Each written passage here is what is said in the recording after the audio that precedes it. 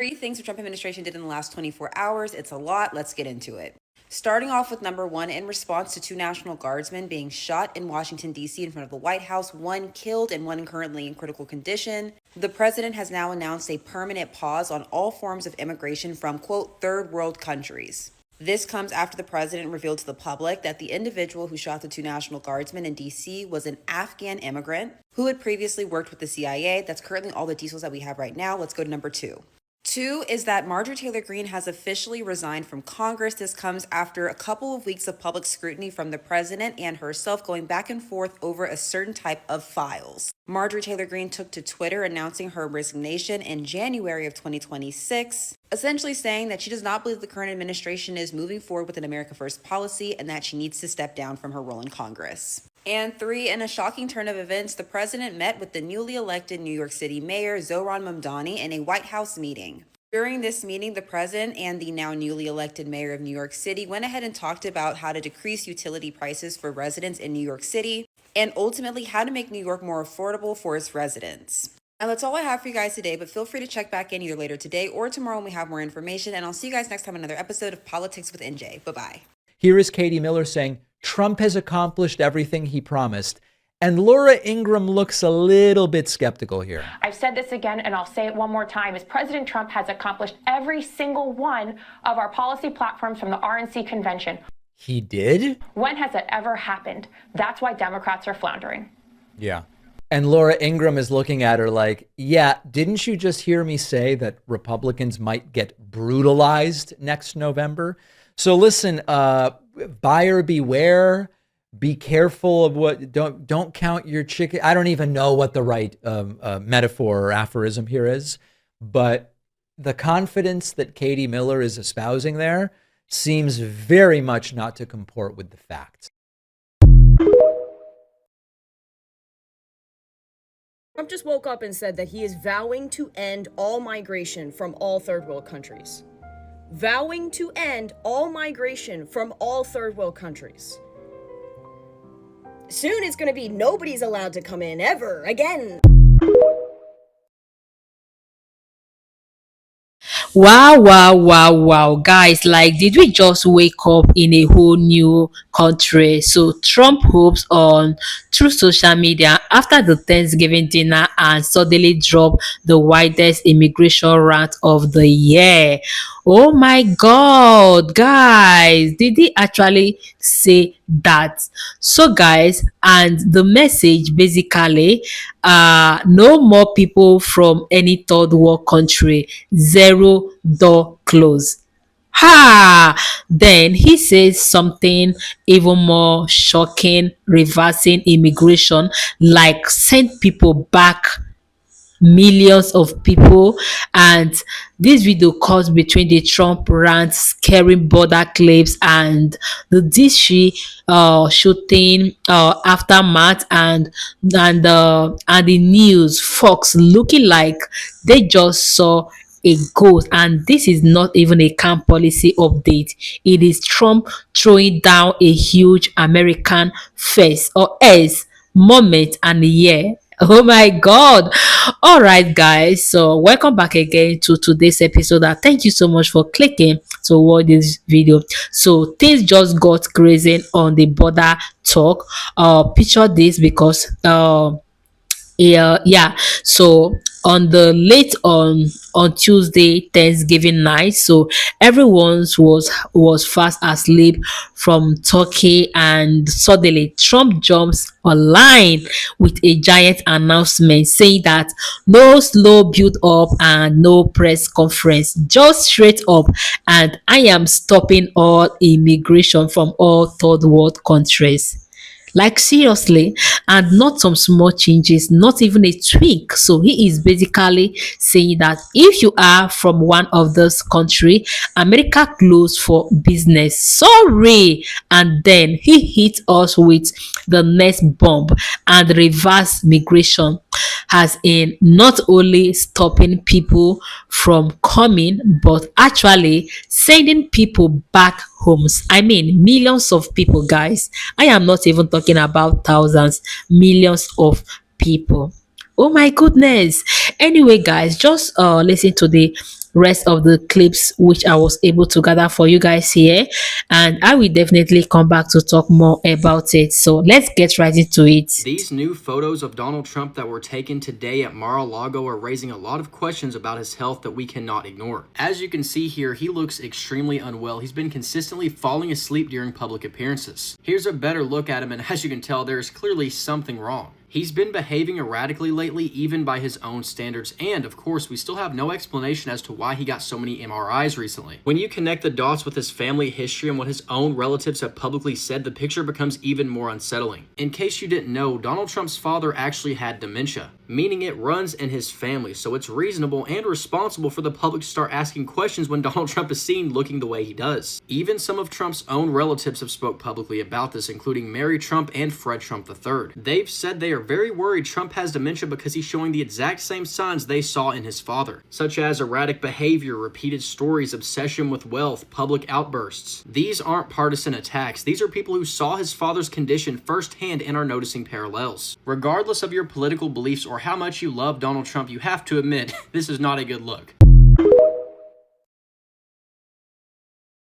Well, if it isn't your entire excuse for war crimes and attempts at starting a war in which to crime getting completely blown up, kind of like those boats you keep war criming. Trump has announced his intent to pardon Juan Orlando Hernandez, the former Honduran president, who was convicted of conspiring with none other than El Chapo himself to import hundreds of kilos of powder into this country. You know what's interesting? The judge in this case actually described Hernandez as a, quote, two-faced politician hungry for power, end quote, who masqueraded as an anti-drug crusader while partnering with traffickers.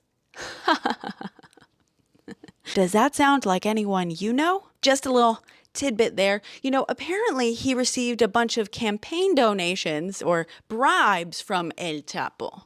I wonder what would motivate someone to release an individual like this. Mind you, before he's even served much of his sentence at all, he was sentenced just last year in 2024. He's supposed to serve 45 years. It sounds like he's going to serve fewer than one. Wow. By the way, he was convicted in Manhattan, so, you know, just another case of a blue president's DOJ in a blue state cleaning up the streets. Just for another Republican to come in and release the criminals onto the streets, I assume for the right price. So tell me, those boat attacks, are they about stopping the drugs or starting the war? And just so we're clear, if any of this takes you by surprise, that's a skill issue. I've said from the beginning, Trump is trying to make Maduro his Noriega, down to practically the exact same accusations and charges, all for an excuse to invade a country that has something the U.S. wants. Maduro can be a bad guy, but that doesn't give the United States free rein to invade a country just because it wants to, especially not if the only reason it's doing it is to get its grubby little mitts on the oil. By the way, to the no new wars crowd that somehow fell for all of this and will no doubt come up with another excuse for Trump, are any of you going to wake up and start to realize that drill baby drill is just propaganda to get you on board with this stuff? There's too much money in it for big oil to give up a system that completely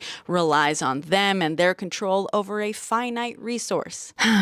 But of course, you're completely incapable of seeing it. Listen, I would love to know, I mean it, I would really, really love to know why releasing this guy and blowing up fishermen's boats that are allegedly at the very, very bottom of this food chain is a good strategy to achieve what they're claiming they care to achieve. He's full of it, and he always has been.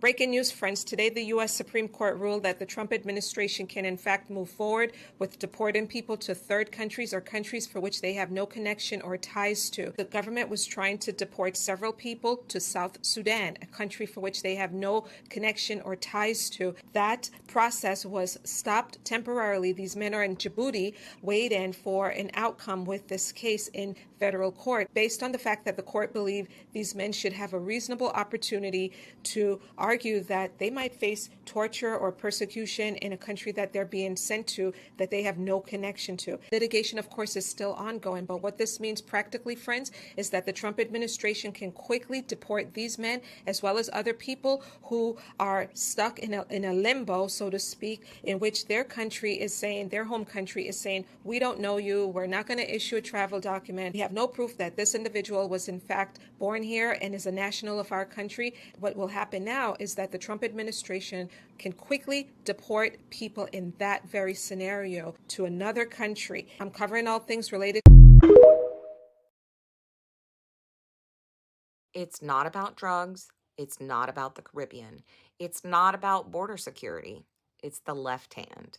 Create a crisis big enough to justify military force so the executive can expand authority without resistance.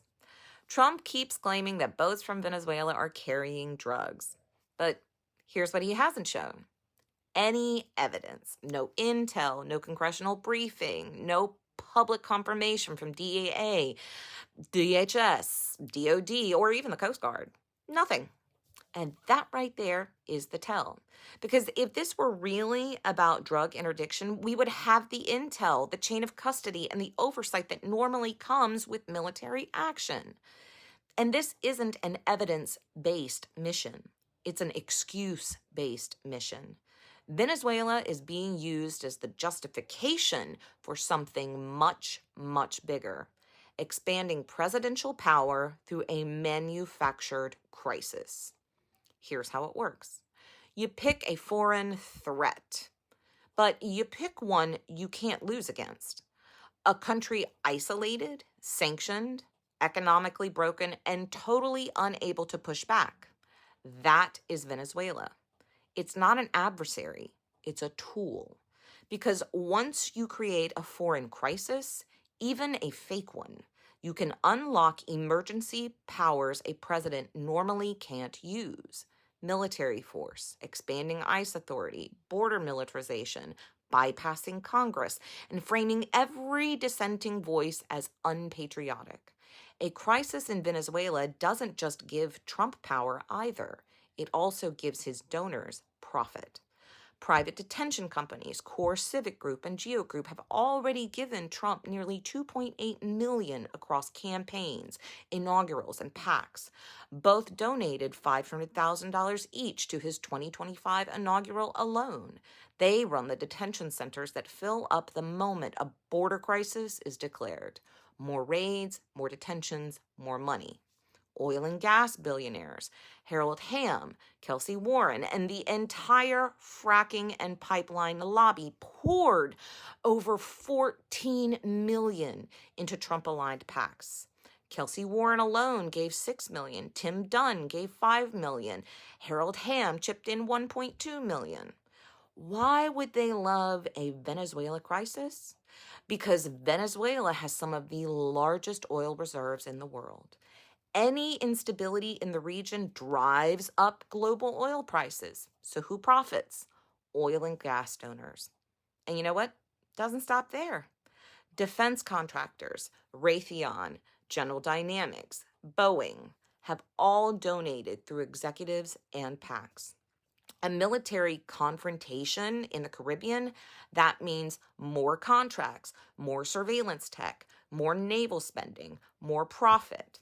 So no, this isn't about boats. This isn't about drugs.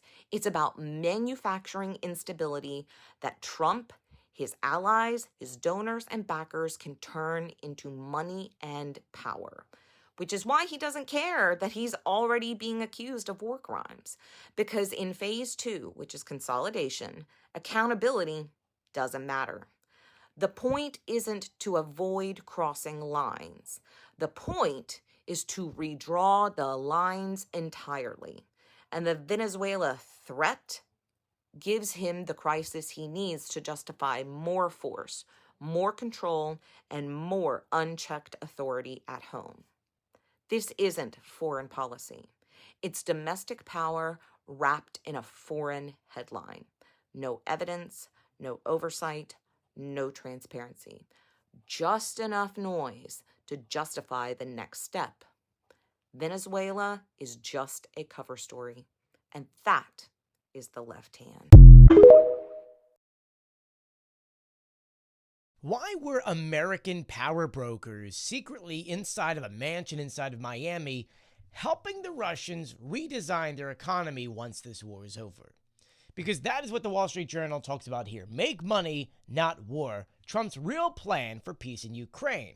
Which is funny because sometimes I feel like the Wall Street Journal watches my videos because we just talked about this a few days ago. But let's break this down because it's so interesting. If you don't know about this meeting, it took place between Steve Witkoff, the person who gave Russia information on how to, well, persuade Donald Trump to be in their favor, Jared Kushner, aka the son-in-law of Donald Trump, and then the Russian representative, Kirill Dmitry. If you don't know this, Dmitry is actually the head of the Russian Sovereign Fund, aka the fund which is trying to get as much money as possible to keep the Russian economy open. Well, this is where things get interesting because they need $2 trillion. And well, Witkoff, he wants American companies to be the first ones in the door the second that sanctions are gone. And that's what they were doing. They were creating a blueprint so that way American companies can make as much money as possible once a ceasefire is happening, which is why we've been seeing Witkoff and all them pushing a plan, or all these plans onto Ukraine, which make no sense. Dmitry pitched a plan in which they would take that $300 billion that is frozen Russian assets across the United States and Europe and use that for U.S.-Russia investment projects. We would also then use that money so that the United States could lead reconstruction projects inside of Ukraine. But it goes even harder because it says that the United States would work in joint Arctic mineral extraction, rare earth mining, gas projects, and even a Russian SpaceX mission to Mars. The question for you is, Russia's been a murderous country for 4 years, slaughtering civilians every day because they decided, hey, let's just do this. Do you want your country doing business with a country like that? Right? I didn't think so. So that's what the Trump administration is trying to do. And the crazy part is Trump doesn't even realize this. This is all happening underneath of him, which is why Witkoff had been whispering to the Russians on how to persuade Trump to do certain things. And Trump had no idea, essentially being a pawn in all of this. So is this just a peace deal or is this a business deal? Right? Yeah, I'll be sure to keep you updated on this though. So please do share my videos and follow me for more.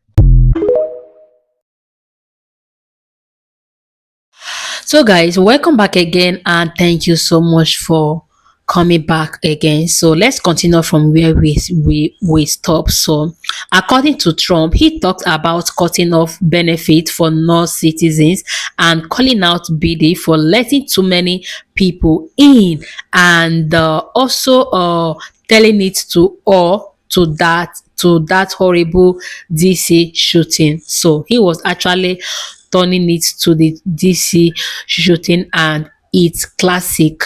So Trump loud, fast, and meant to shake everything up. So some people love it, while some people hate the idea. So everyone is talking about it right now. So let's break some of this down, guys. So his new promise comes right after the tragic November 2027 DC shooting, where a young National Guard member, Sarah Beckstone, was killed, and the suspect was an Afghani man who came into the U.S. through a British era parole program, and that incident lit the froze, and Trump wasted no time reacting to it. So guys, so he said that stop all migration from third world countries. So he wants to basically shut down all visas, asylum claims, and refugee entries, and many reunions from over 100 countries, and that means that no diversity visa lottery, no temporarily protected protection status for place in crisis, so possibly no skilled works from place like India unless he makes exemption letter. But if he doesn't make any exemption, Yeah, it's going to remain that way. So this would be the biggest immigration freeze in modern US history. Yeah, guys, a lot of people are not happy about this, but some people, like the MAGAs, are literally freaking out. They are happy, they are celebrating, saying that this is exactly what we voted for, that Trump has started doing exactly what they voted for. Guys, this is literally going to affect a lot of good people, a lot of innocent people. Yeah, I know that sometimes one man mistake can just cause a havoc to the entire continent or entire country. So if this man haven't done what he did, Trump wouldn't have come up with this idea. Yeah. Oh my God. What do you guys think? What do you guys think? Please comment down below under the comment section. Like this video and subscribe to my channel if you haven't subscribed already. So stay tuned and see you all in my next episode. Bye.